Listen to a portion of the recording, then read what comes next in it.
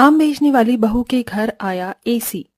आम ले लो आम, मीठे मीठे ताजे ताजे रस से भरे हुए आम ले लो। आम सिर्फ 50 रुपए किलो, 50 रुपए किलो। ये आम कैसे दिए हैं? बहन जी सिर्फ 50 रुपए किलो हैं। क्या 50 रुपए किलो में ये गुलगुले से आम? इसके लिए तुम हमसे 50 रुपए लोगी? नहीं मेम साहब, मेरे आम तो काफी ताजा हैं, ये गुलगुले कैसे हो सकते हैं? अच्छा तुम्हें यकीन नहीं आता तो खुद ही देख लो।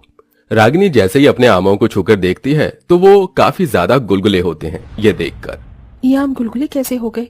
सुबह तक तो बिल्कुल ठीक थे। अगर देने हैं तो 20 रुपए के ले दो आम, वरना मैं तो चली। कोई पागल ही होगा जो 50 रुपए में तुम्हारे ये आम खरीदेगा। कस्टमर की बात सुन रागिनी को ना चाहते हुए भी 1 किलो आम सिर्फ 20 रुपए में देने पड़ते हैं। और ऐसे ही पूरे दिन कोई ना कोई कस्टमर गुलगुले आमों को देखते हुए आधे पैसों में ही आम खरीद लेते हैं, जिसके चलते रागिनी का काफी ज्यादा नुकसान होता है। जिसके बाद शाम होने के बाद रागिनी जैसे ही घर आती है, हे भगवान, ये क्या? सुबह ही मैं इन सभी आमों को पेड़ से तोड़कर लेकर आई थी और शाम तक ये सभी आम गुलगुले होकर खराब हो गए। बच्चों ये आम कैसे खराब हुए? अरे बहू, बच्चों से क्या पूछ रही है? मुझसे पूछ। दिन में हमारा घर पूरा का पूरा ईंट की भट्टी बन जाता है और ईंट की भट्टी में क्या आम सही सलामत रह सकते हैं? माँ जी, अगर गर्मी में यूं ही रही तो सारे आम खराब हो जाएंगे, तो मैं बेचूंगी क्या? माँ, आप ही काम क्यों नहीं करती? आप इन सभी आमों को ठंडे पानी के मटके में डाल दो, उसकी ठंडक की वजह से ये आम खराब नहीं होंगी। रूही की बात सुन रागिनी उन बचे हुए आमों को ठंडे पानी के मटके में डाल देती है, ये सोच करके अब तो उसके खराब होने से बच जाएंगे। लेकिन रागिनी सुबह जैसे ही मटका खोलकर देखती है तो गर्मी की वजह से मटके के अंदर भी सारे आम खराब हो जाते हैं। हे भगवान, फिर से इतने सारे आम खराब हो गए। रागिनी, अब हम कर ही क्या सकते हैं सिवाय इन आमों को खराब होता देख। मैं अपने आम के बगीचों में आम इस तरह खराब होता हुआ नहीं देख सकती। मैं इन्हें अपनी देखकर इसलिए नहीं सींचा था कि मैं इन्हें खराब होता देख सकूं।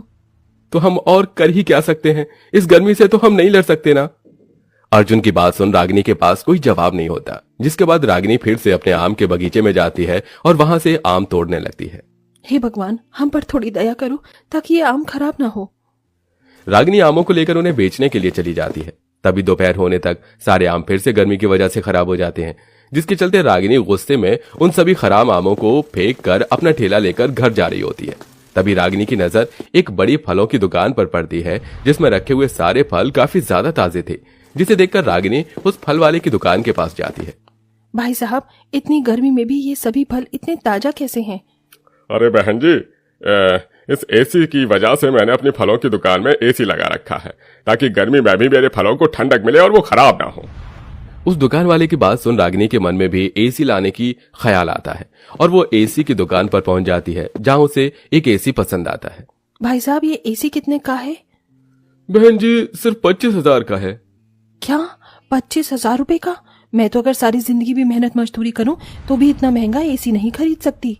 रागिनी उदास होकर वहां से जाने लगती है कि तभी वो एसी वाला कहता है, अरे रुकिए बहन जी, आप एसी को आसानी से खरीद सकती हैं। वो कैसे भाई साहब? मेरे पास तो इतने पैसे नहीं है। अरे बहन जी, आप इस एसी को इंस्टॉलमेंट में खरीद सकती हैं, यानी कि आप सिर्फ 3,000 रुपए देकर ये एसी ले जाइए और हर महीने इसकी किस्त भरिए। उस एसी वाले की बात सुन रागिनी मन ही मन बहुत खुश होती है और आकर सारी बात अपने परिवार वालों को बताती है। माँ, अब हमारे घर में भी एसी आएगा।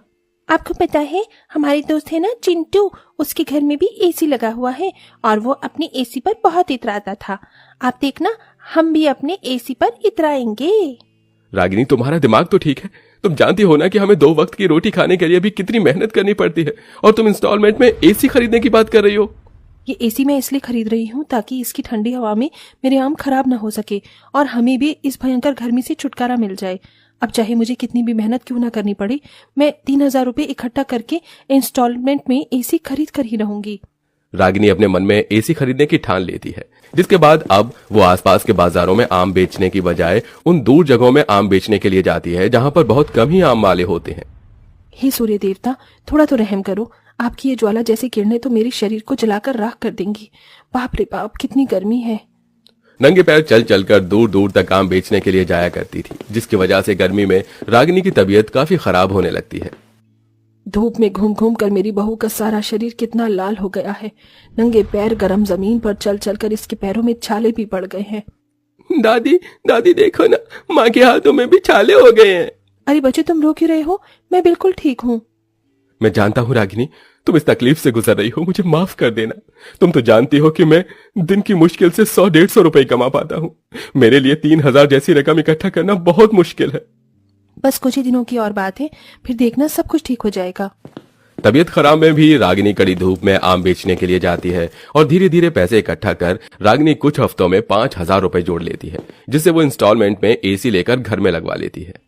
इस एसी के अंदर से तो बहुत ठंडी ठंडी हवा आ रही है। मेरा तो मन ही नहीं कर रहा कि मैं यहाँ से उठकर कहीं जाऊं।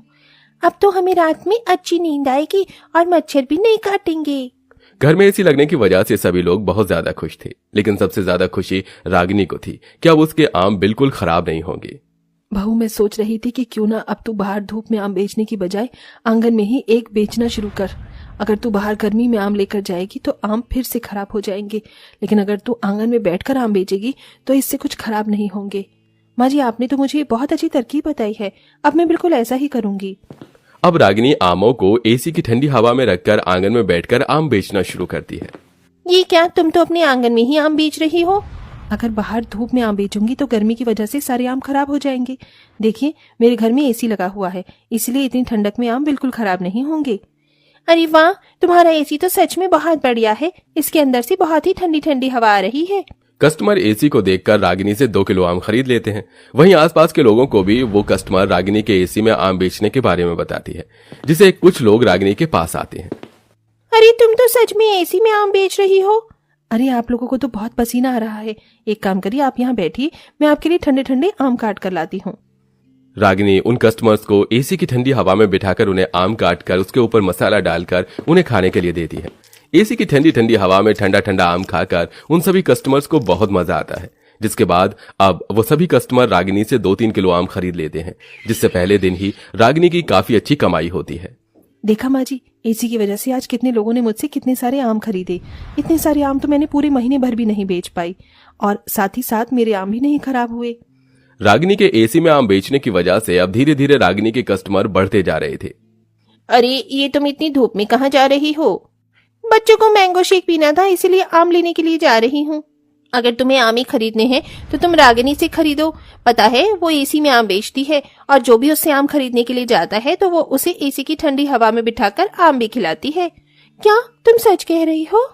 बढ़ते कस्टमर्स की वजह से रागिनी जल्द से जल्द एसी का इंस्टॉलमेंट भी चुका देती है और बाकी बचे पैसों से एक दुकान खोलती है, जिसमें भी वो एसी लगवा लेती है और आम बेचने के साथ साथ मैंगो शेक, आम पन्ना और मैंगो कस्टर्ड बनाकर बेचती है। और अब वो सब हंसी खुशी रहते हैं।